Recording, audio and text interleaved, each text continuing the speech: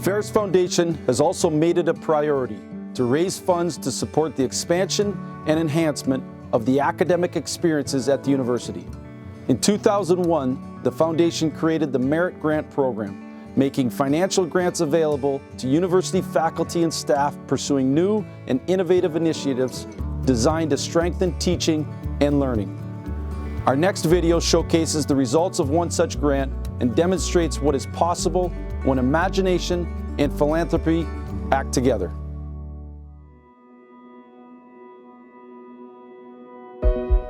My name is Eric Nybo, and I am an associate professor of medicinal chemistry at Ferris State University College of Pharmacy. I teach primarily in the first and second years of the PharmD professional program, and I also conduct research that we'll be talking about today. Well, first of all, I want to thank all the people at Ferris that have really given us the opportunity to engage. So what that allows us to do is have resources and space for students to engage in research. And why I think that's important is when you're working with undergraduates, they need those extra opportunities to balance theory and practice. And that's what I think research gives them. You know, when they're applying for graduate school or looking for jobs, having a manuscript or a poster presentation gives them a real leg up. Because as you know, as our students hit the job market, it's more than just having a good GPA, it's also having a good balance of life experiences.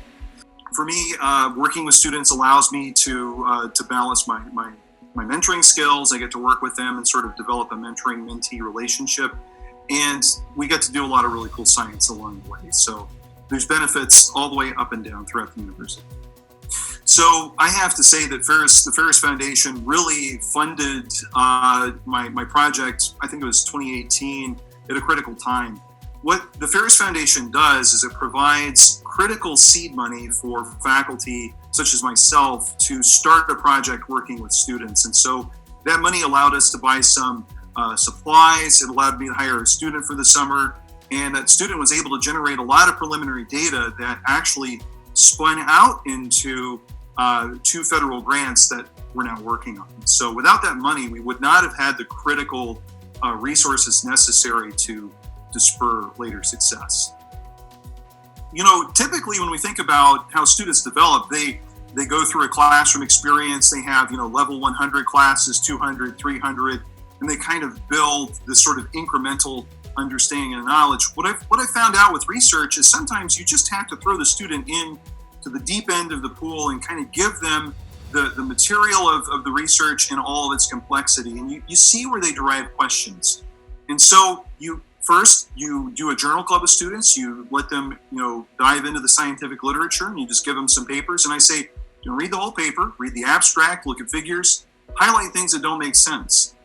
And you get some of the richest conversations from the student when they actually bring those questions and actually bring their insights to the meeting. I find out that students are very inquisitive and very quick to learn in an applied way.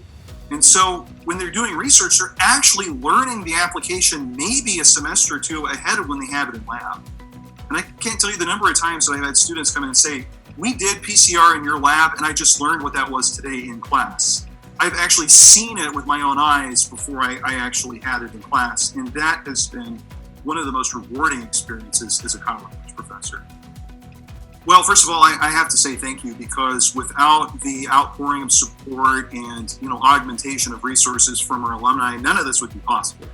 We actually wouldn't be sitting here having this conversation if it hadn't been for their generosity. And so what I have to say is that I've had the opportunity to be a part of the Ferris community and the University of Kentucky community, and the Ferris community is tight-knit in a way that I think other college communities aren't. And I've certainly seen a lot of alumni support within the College of Pharmacy, the Hagermans, the Rowe family, and our students are the direct beneficiaries of these gifts. And Ferris has a bold strategic plan for the next 5 years, and continued generosity will accelerate that. And my feeling, I believe there's no reason why that funding can't be increased 3- or 4-fold in terms of just what that gift will bring. I truly believe that money multiplies in terms of other gifts and other opportunities that emerge.